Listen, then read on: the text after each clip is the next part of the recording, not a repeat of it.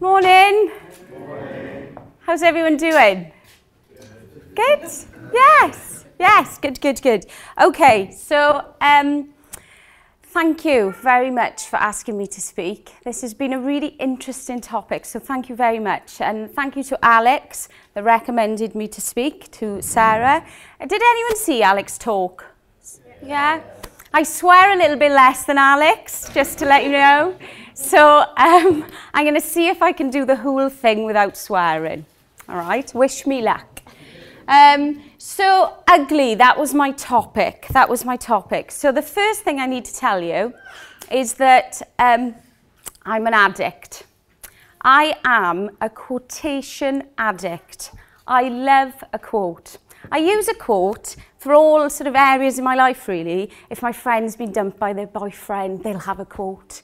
I'll use it in coaching and developing people. I just love the words of sort of Mahatma Gandhi can much sort of cover things than Georgina Jones. So I love a quotation. And it's actually hereditary. My mother has a Quote of the Day club. So if you would like to be a part of the Quote of the Day club and have a quote delivered to your email every single day, Anne Jones from Swansea can make that happen. So naturally, given the topic of ugly, what do? Have a look at some quotes. So that's the first thing that I did. And this is what I came across. So I started reading these quotes. No matter how many times someone tells me I'm beautiful, I always know I'm ugly. Interesting, I always know I'm ugly. Firm, strong belief, that is, I always know. Tell a girl she's beautiful and she'll believe it for a moment. Tell a girl she's ugly, she'll believe it for a lifetime. I'm fat, I'm ugly, I'm worthless, I'm useless, I'm depressed, I'm not okay, I want to die, I hate myself. So I started looking at these quotations and just sitting there thinking, who created them? More importantly, who received them? Who had these sent to them? And what inspires someone to circulate them, to talk about them? So I was thinking about the intent behind things, and I was thinking about someone receiving, don't you need a license to be that ugly, and how that would make anyone feel. So what I would like to talk about in my talk today is not about ugly and beauty, because pretty much we all know that's subjective, yeah? We see the world in different ways. All of us today have been to one event. We will all have different versions of that event because we've got different values, different thoughts, different beliefs. So we see the world in different ways. But more importantly, not so much more importantly, what I would like to explore today in my talk is about ugly behaviour. So the intent behind the idea of ugly. So I stumbled on this quotation then: an ugly personality destroys a pretty face. So thinking about this obsession that we have of the exterior and what we look like. So, and that is fueled with what we see every single day, day to day, this constant strive for perfection and looking at this value that we hold on what we look like and what we have and what defines us, really. I made a conscious choice a couple of years ago to stop reading these magazines. I'm not judging them or anything like that. It's just, ultimately, I want to surround my world and my life with things that make me feel good. And that doesn't make me feel good, because one day a size 10 is okay and the next day a size 10 is not okay. So it's it's sort of working away from this need of perfection, this need that is unachievable, really. So I would like to talk about an awareness of beautiful behaviour, seeing beautiful behaviour within our world, and creating an awareness. The first thing I believe when we want to see more of something, focus on that. We hear all the time that things are difficult and everything is hard, and what's happening in society, this ugly behaviour is popping up all the time. Well, if we're talking about it, we're just perpetuating it. So what I am absolutely passionate about is creating an awareness about ugly behaviour and focusing on that, creating an awareness of beautiful behaviour. So that's what Turn Lights On is about. So Turn Lights On is a practice. It's a practice that inspires you so you can inspire other people by getting people in the moment. So I believe that the more in the moment you are in your life, the more in your life you are. Yes? Yes? So the more present we are in our connections, the more present we are showing up to our life every day, the more aware we are, the more we can get more out of it. So the idea of turning someone's light on is literally taking someone in the moment with you. So the more you are in the moments in your life, the more you're in your life. So the more you can engage with people, really engage with people. So it's looking into their eyes, listening to them. It's all basic stuff, super, super basic stuff. But tell me, well, not so much tell me, talk about the interactions. Have a think about the interactions you have on a day-to-day basis. Has anybody been to a networking event and somebody goes, hiya, and I don't even look at you in your eyes? Anyone? Yes? Yes. Yes, good. I thought it was just me then. I was a bit paranoid. And it's this sort of numbness that we have day to day, these interactions that you walk into a shop, it's like robotic language, and ultimately that's not okay for me. That isn't okay. That sense of connection is really important. And I think if you do one small thing by being present with another person, that can make a massive difference. So I wanted to set up an awareness about compassion, about kindness, about giving. That's all it's about. So it's about you stepping out of your own way and seeing what's going on for somebody else by turning their light on. So when I thought about writing the book, one of the things that I wanted to do is write a book about presence and being in the moment. But I thought to myself that if I talk about presence and being in the moment, everybody knows this. Everybody knows what it is like to be present and in the moment. And we're all striving to be it. But tell me how. How do I do it? So I looked at all the things that take me out of the moment, and then looked at strategies what I do to keep me in the moment. And that's what the book is about, really. I was really conscious that I didn't want to write a self-help book. The last thing I wanted to do was write a self-help book. I wanted to write a book that would help other people.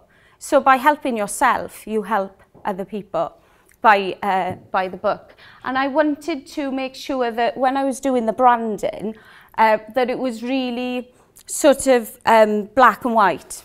That anyone, regardless of whether you're into... The last thing I wanted to do is sort of put it into the spirituality camp, really. I wanted it to be someone that if you're interested in having a life that you enjoy and love, that you can pick it up and go for it. So, and writing a book was a bit of a mission, really, for me, huge mission. I found out when I was 32 that I'm dyslexic. Before then, I just thought I was a bit stupid, if I'm completely honest. I had this secret that, and I really struggled with reading and writing, terribly, really, really struggled with reading and writing. And I just blagged my way through life, really. And I did quite well. I was a senior manager for the Admiral Group, and set up my own company. So I'd always sort of skirted around the issue that my reading and writing wasn't great. So when I was 32, I thought, I'm going to see if I'm dyslexic, because then I'll know whether I'm dyslexic or stupid in my head. So I went and had a test, and the lady that was doing my tests said, yes, you show all the signs of being dyslexic, Georgina, yes. You have a reading age of 14 and a writing age of 7. And I was like, wow, what a blagger. Yeah, it was amazing. So I was just like, wow, this is amazing, brilliant. So then I sort of like read up about this and realised that dyslexia is a massive gift. It's good to be a dyslexic. Jamie Oliver, Alan Sugar, Richard Branson, they're all dyslexic. So I thought, brilliant, this is a good thing. I'm not stupid. But last year when I was writing the book, of course, I'm writing a book, I'm doing something that I've been fearful. Writing has been a fear for me for a very long time. So that unearthed so many insecurities. So it was a cathartic and absolutely terrifying experience writing this book. So it took a lot of blood, sweat and tears to get that out to the world. So that is about Turn Lights On. So again, going back to the why. Why am I focusing my whole life on Turn Lights On? And why is it my purpose? Well, I believe, if not now, when? When are we going to do something about this disconnection that we're seeing in our society? We're seeing high levels of loneliness, chronic levels of anxiety, depression. People are just consumed. We're more digitally connected than we have ever been before. But ultimately, we've got 500 friends on Facebook and we phone 5 friends for a cup of tea. So it's that sort of connection and that I feel that we're losing within our societies. And also it's that that connection is then manifesting in loads of different ways. So did anybody remember seeing these photographs? Yes? Talk to me. What were they for? Yes, Black Friday, yeah, Black Friday. So this shocked everyone, yeah? Well, it shocked me, massively shocked me. So, and what again, if we talk about this behaviour, yeah? We don't need a TV. We don't need a TV. It's not a basic need. It's not shelter, it's not water, it's not food. We don't need a TV. And also what I find interesting, and I'm not judging these people at all, I'm more interested in what inspires someone to do that. That's what makes me sort of tick, really. But what is interesting about this photo as well is there's 1, 2, 3, 4, 5, I think it's 5 cameras. So there's no one standing in the middle going, wait a minute, these are TVs, this is madness, we need to stop this. No one's doing that. They're taking photos. So what's going on? What is going on? If not now, when? If not now, when? And then when I looked at this photo and looked at this need and I thought of that. And I thought there's a complete, what is the word? It's just perspective. I think the word's perspective between these two pictures. They are needs. Yeah, they are needs.